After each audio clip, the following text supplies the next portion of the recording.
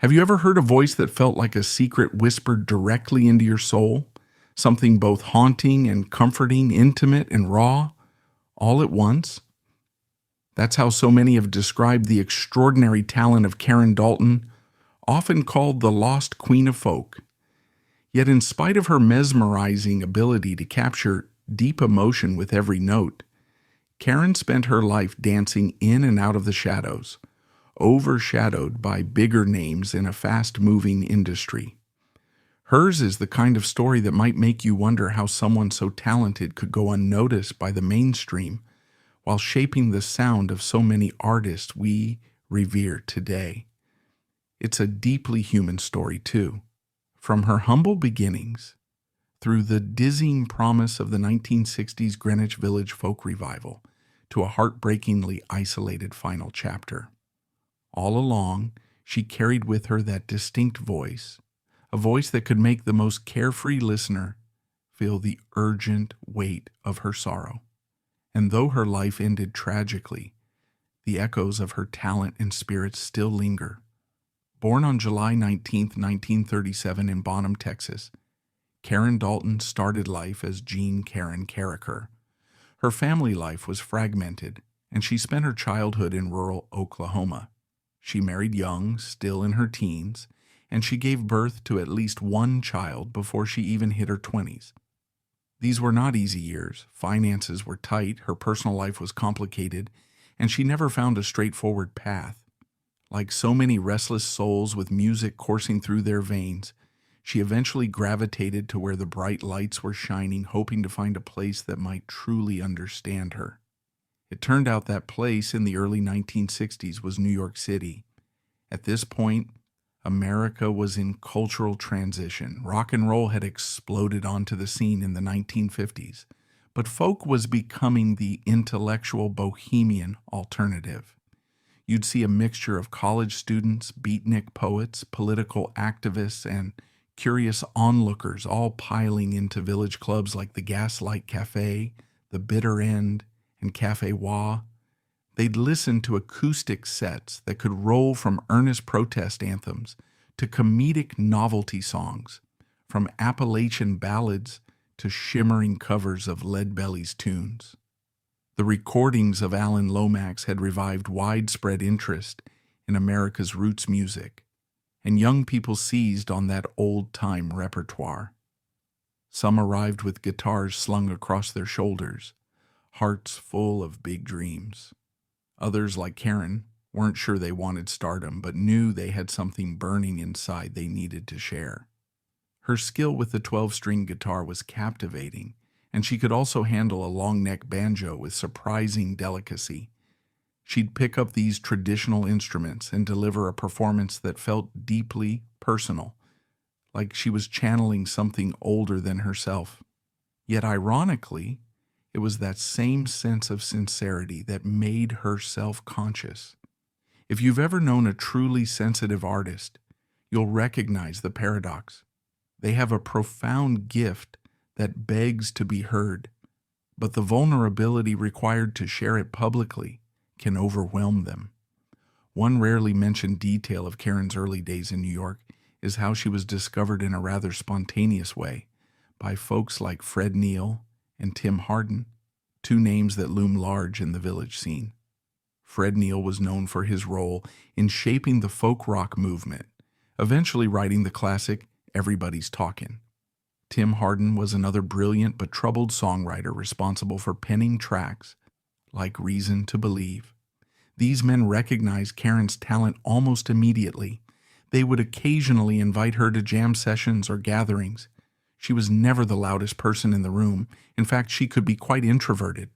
But once she started playing and singing, people would fall into a kind of reverent hush. Tim Hardin, sensitive himself, reportedly told friends that Karen's voice could make the hair on the back of his neck stand up. In those early days, if you wandered the village late at night, you might stumble across a scene where Karen and a handful of other musicians were crammed into a small apartment. Mismatched chairs pulled around a coffee table, an ashtray overflowing with cigarette butts, a half-empty bottle of cheap whiskey on the floor, and in the center, Karen, her 12-string shining under the glow of a single lamp. She might launch into a ballad like Katie Cruel with an unassuming gentleness, only to pour in so much anguish on the chorus that tears would spring into someone's eyes. Some said it was like she was exorcising ghosts through her singing, dredging up old heartaches in the space of a 3-minute song. As with many gifted artists, the music industry recognized her potential. Early attempts to record her were made by a few small labels, but Karen balked at the confines of the studio. She disliked retakes, the artificial atmosphere, and the pressure to produce a polished product that might fit into a commercial niche. This was already the era when marketing executives prowled the village, scouting for the next big thing. Bob Dylan had been whisked off to Columbia Records. Joan Baez was ascending rapidly. Peter, Paul, and Mary were scaling the charts. Producers wanted to replicate success by turning raw folk talents into tidy commercial packages. Karen, however, resisted. She once confided to a friend that the lights, all that metal, that dryness, it's just not how music should be. Music should be in a room with people listening. Or so goes the story, passed along by those who remember her earliest attempts at a professional career. Eventually, though, she did manage to set foot in the studio. Her first album, It's So Hard to Tell Who's Going to Love You the Best, was released in 1969, produced by Nick Vanee. It was a spare, moody record, highlighting Karen's voice and guitar, along with contributions from a few session players. The album didn't explode onto the folk scene, overshadowed by everything from the emergence of rock-inflected folk to the continuing stardom of bigger names. Still, the few critics who paid attention were astonished by her interpretive power. She didn't write many original songs, she was more of an interpreter, but the way she inhabited those tunes was arresting. You can listen to her take on Little Bit of Rain or Ribbon Bow, and it feels like each syllable emerges from some deep internal well. As soon as the record was out, Karen slipped away again. She did sporadic shows, but never launched the big tours that might have cemented her name. She often struggled financially and was said to be uncomfortable with standard promotional efforts, photo shoots, press interviews, packaging herself as a brand. Increasingly, there were whispers of substance abuse. Some talk circulated that she'd begun dabbling in drugs during her early years in the village, possibly as a way to cope with anxiety or an innate sense of displacement. In the 1960s, it wasn't unheard of for musicians to use various substances. After all, this was the era of psychedelics, and plenty of artists were open about their experiences.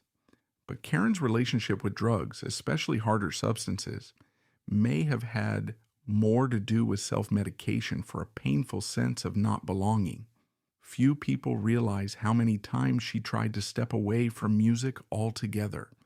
Over the next couple of years, she lived in Colorado for a while, performing in small local spots, sometimes crashing with friends. She'd attempt a fresh start, only to drift back to the East Coast when a chance encounter or a supportive friend convinced her to record again. Indeed, in 1971, she released her second album, In My Own Time, recorded in Bearsville near Woodstock. Harvey Brooks, a respected bassist and producer, helped shape the sessions. This album had a slightly fuller sound. There was a bit more instrumentation, more of a groove in certain tracks. But even with a more polished production, Karen's voice soared with raw vulnerability. She covered songs like Something on Your Mind, When a Man Loves a Woman, and How Sweet It Is to Be Loved by You. The irony is that critics who stumbled upon it found it to be absolutely mesmerizing. But the record didn't secure mainstream attention. It was released through a smaller label, and marketing efforts were minimal. Karen, by that time, had even more complicated feelings about a music career. Some days she seemed thrilled to share her gift. Other days, she might disappear without saying goodbye, leaving bandmates puzzled about her whereabouts. Behind the scenes, her personal life was unraveling. In addition to substance abuse, there were rumors about abusive relationships, difficult breakups, and heartbreaks that she carried around like old scars. She had a couple of children from her early marriages, but she struggled to maintain a stable life for them. Friends described her as fiercely loving but also deeply troubled, easily slipping into depressive spells. There's a poignant story from someone who knew her in the early 1970s, recalling a night Karen nearly tore her vocal cords, singing long past the point of exhaustion because she was overwhelmed by emotion. As the hours wore on, her voice went from crystal clear to rasping, but she kept pushing, tears running down her face, channeling every bit of pain she'd stored up over the years. One rarely mentioned anecdote comes from an acquaintance who visited her during a period of relative seclusion in Woodstock. He found her living in a modest spot, sitting in a dimly lit corner strumming an old banjo. The moment he walked in, she launched into a nearly unrecognizable, mournful version of Cotton Eye Joe. She barely greeted him, caught in a sort of trance, delivering each note like a confession. When she finally paused, she gave him a shy smile, almost as if apologizing for the outburst. Then they sat on the floor, drank coffee, and listened to a scratchy Hank Williams LP. Scenes like this remind us of how completely music was woven into her being. Even at her most fragile or distant, it was her language, the way she reached out to connect with whoever was near. Meanwhile, the 1960s folk revival had started transforming. By the early 70s, many of Karen's contemporaries had gone electric or shifted toward a more rock-oriented sound. Bob Dylan, once an ardent admirer who mentioned her among his favorite singers, was exploring new musical territories. Joni Mitchell was blending folk with jazz influences. Joan Baez kept her activist stance but adapted her style for changing times. Yet Karen's trajectory was not a neat arc toward success. She refused to conform to a single style. She refused to chase mainstream acceptance.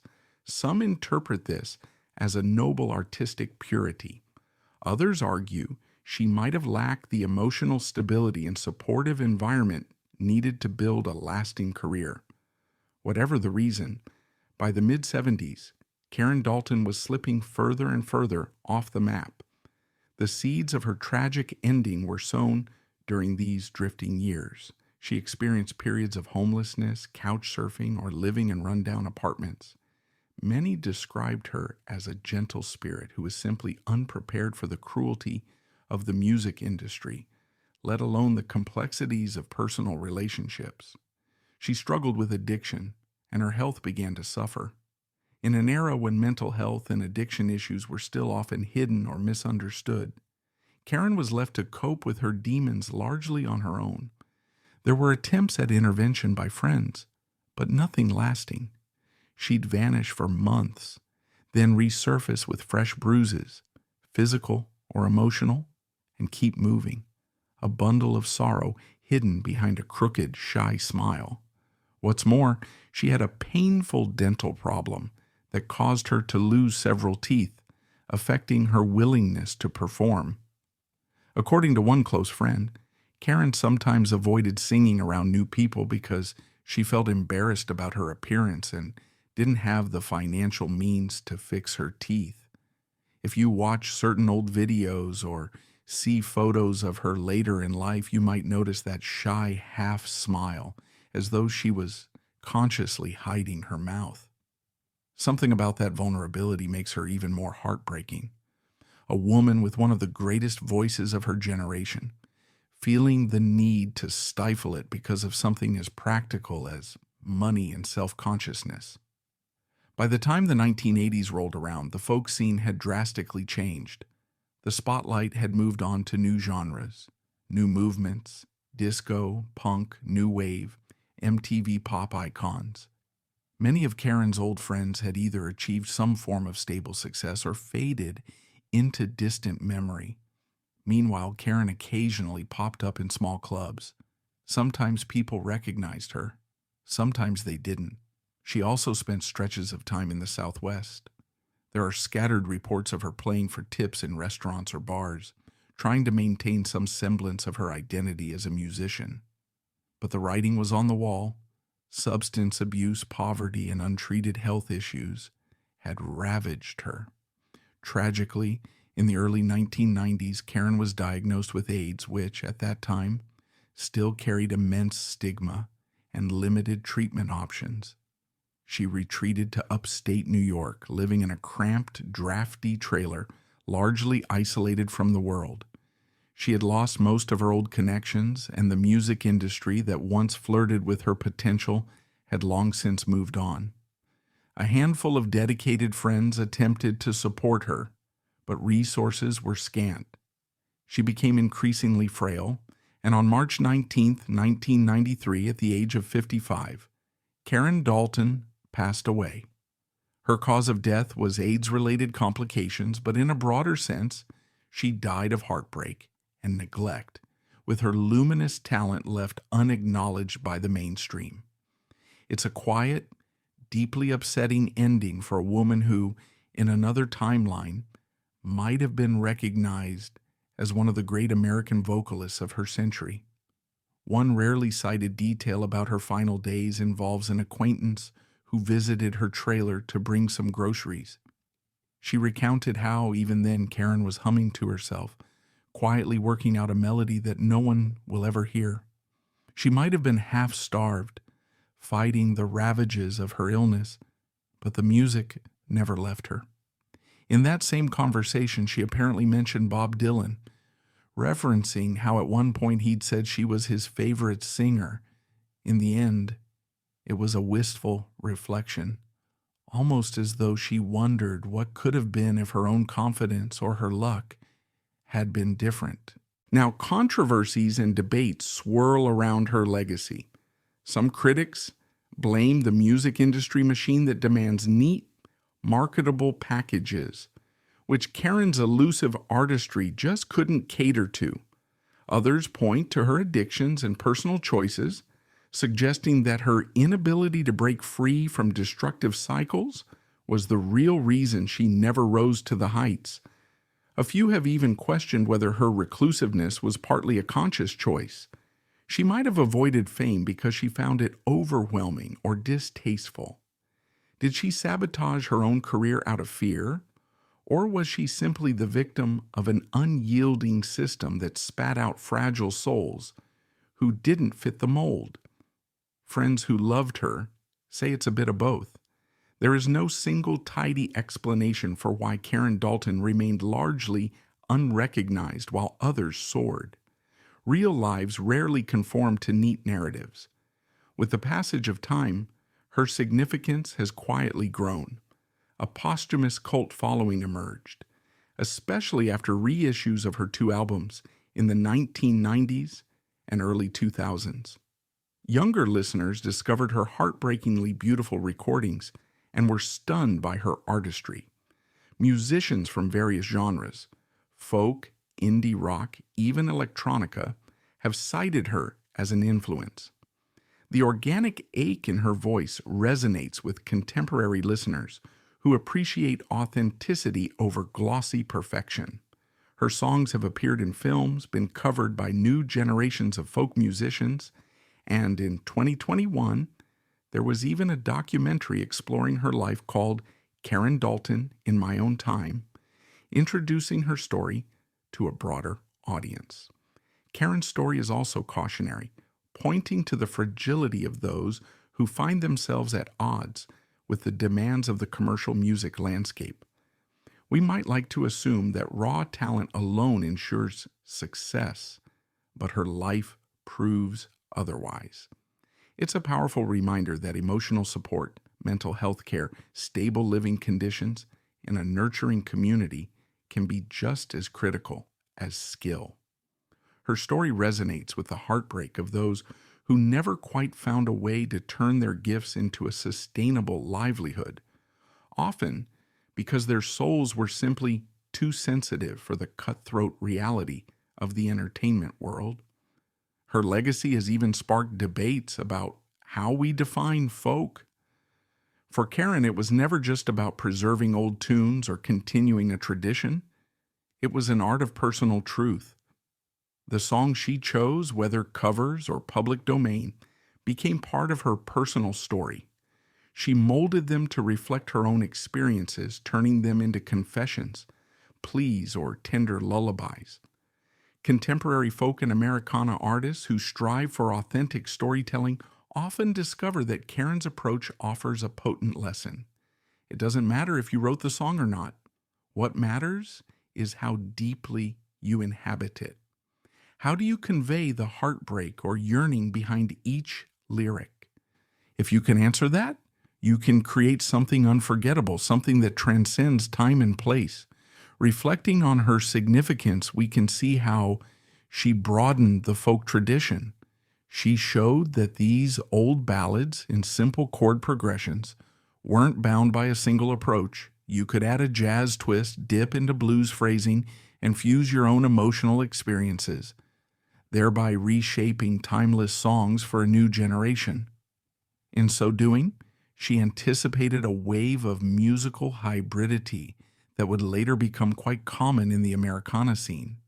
Musicians like Gillian Welch, Bonnie Raitt, and even Lucinda Williams might not cite Karen directly as an influence, but the door she opened, where folk, blues, and personal vulnerability intermingle, is certainly relevant to their artistry.